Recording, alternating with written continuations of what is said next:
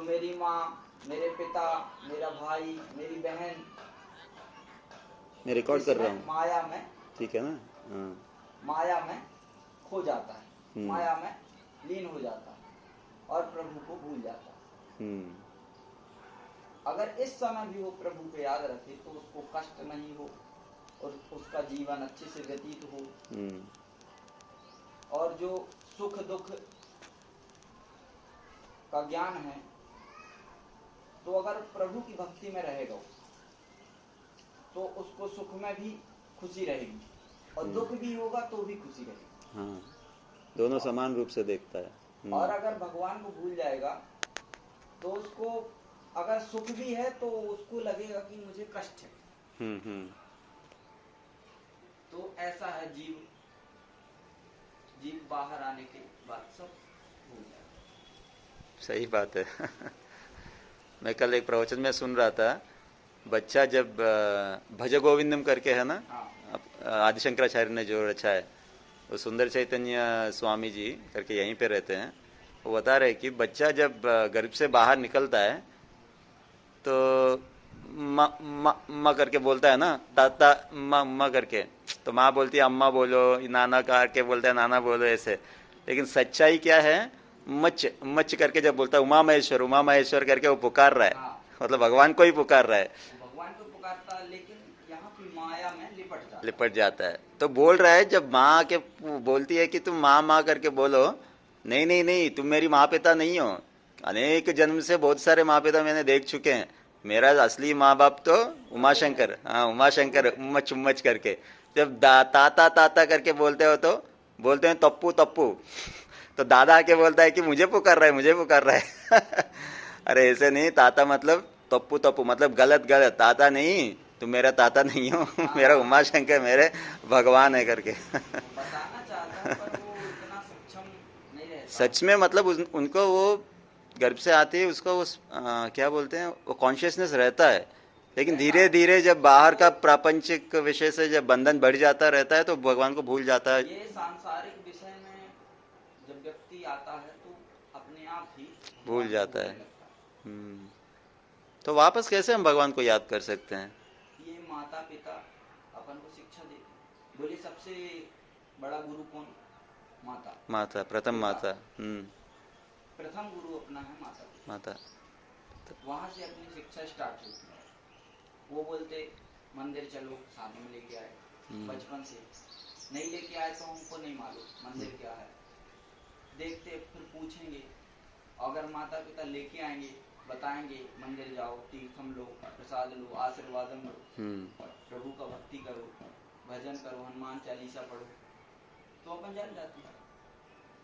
आजकल कोई तो आता ही नहीं है मंदिर स्वामी, मतलब एक मुसलमान हर हफ्ता एटलीस्ट एक बार जाता है बच्चों को लेके, एक क्रिश्चियन पक्का संडे संडे को जाता है चर्च, लेकिन अपने हिंदू धर्म में खुद के फैमिली में देख रहा हूँ ना, अरे हफ्ते में एक बार तो आ जाओ, संडे के दिन 10 मिनट के लिए आ जाओ, 10 मिनट के लिए आ जाओ, फिर भी नहीं आ रहे। मतलब क्या बोले, मतलब बच्चों को पढ़ाई करवाना है, घर में खाना पकाना है, नहीं तो कपड़े वॉश करना है, ये सब मतलब घर के जो व्यवस्था जो है उसी में लिपटने में ही दिन निकल जाता है, लेकिन 10 मिनट नहीं निकाल पाते हैं। उन्हीं में बोलते यही मेरा सुख है, यही मेरा स्वर्ग है, यही मेरा सब कुछ।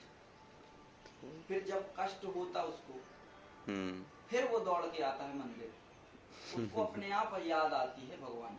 हाँ। जब उसको कष्ट होता है, बोलते हैं सुख में सुमिरन सब करे। मतलब दुख में सुमिरन, सॉरी, हाँ। दुख में सुमिरन सब करे, सुख में करे न कोई, और जो सुख में सुमिरन करे तो दुख काहे को हो। इसका तात्पर्य ये है कि अगर अपन को सुख है, अच्छा बढ़िया घर है, मकान है, पैसा आ रहा है, परिवार अच्छा है, सब कुछ है, और अपन भगवान को याद करते तो अच्छा चलेगा। पर उसी समय प्रभु की माया में लिपट जाते हैं लोग, हर व्यक्ति लिपट जाता है और भगवान को भूलने लगता है। फिर जब उसको कष्ट होता है, जब उसको कष्ट होने लगा और सहन असहनीय हो गया, सहन से बाहर, उससे सहा नहीं गया, फिर वो भगवान के दरबार में आता है। अभी एक दिन की बात है,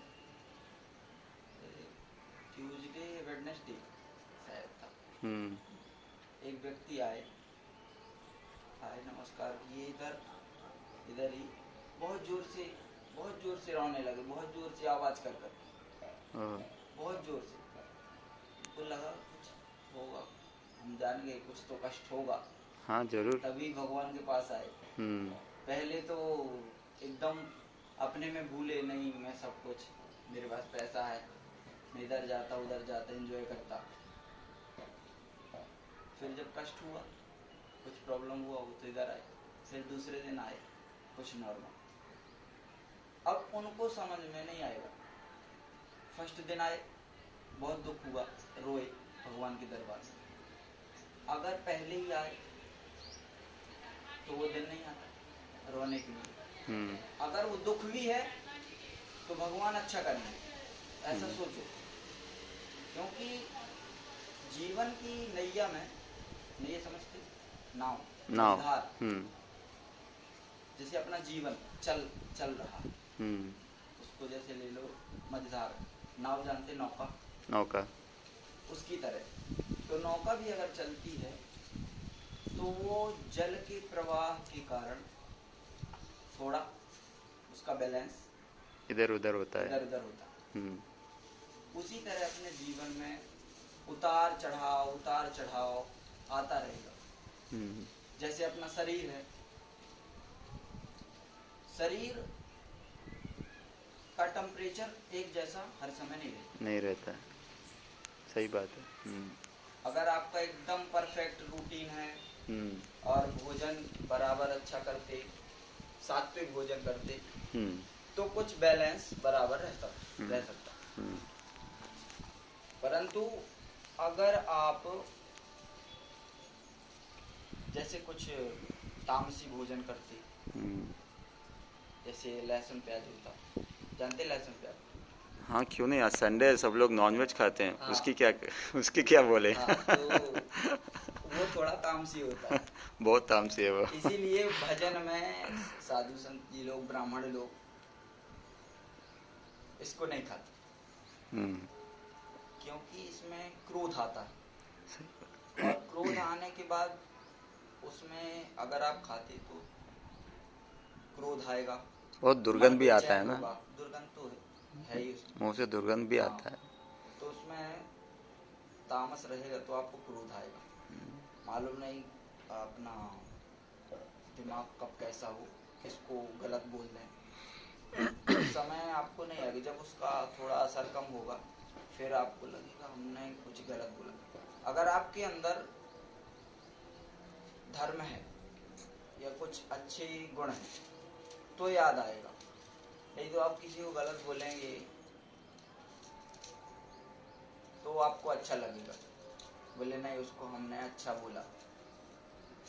अगर आपके अंदर थोड़ा सा भी गुण अच्छा है और प्रभु की कृपा अगर है तो बाद में आपको पछतावा होगा। और कहा गया है कि परोपकार से बड़ा कोई पुण्य नहीं है, और किसी को पीड़ा देने बराबर कोई पाप नहीं। परोपकाराय पुण्याय पापाय परपीडनम।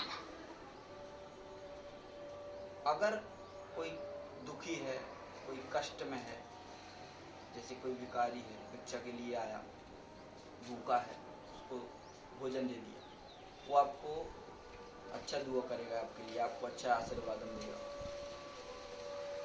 और अगर कोई व्यक्ति जा रहा है या कुछ कर रहा है, आप उसको रोकते हो, उसको टॉर्चर करते, मतलब उसको कष्ट देते, उससे बड़ा कोई पाप नहीं।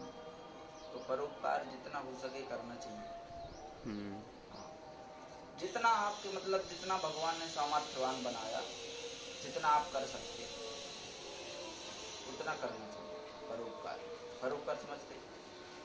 दूसरों की भलाई करना चाहिए जितना हो सके।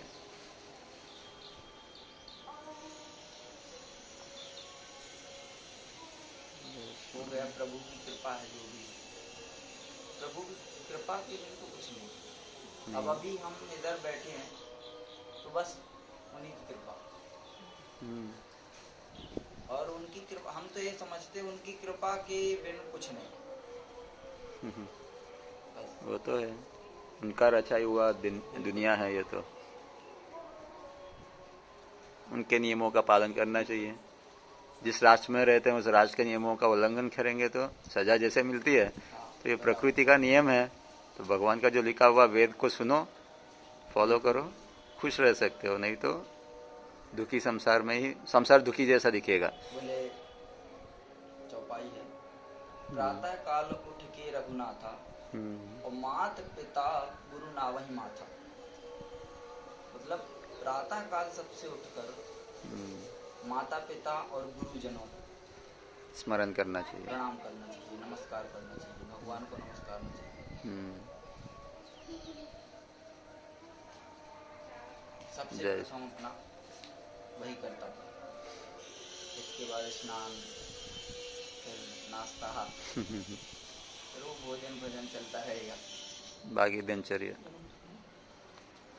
जय श्री राम। यावर रामचंद्र की जय। जय हनुमान।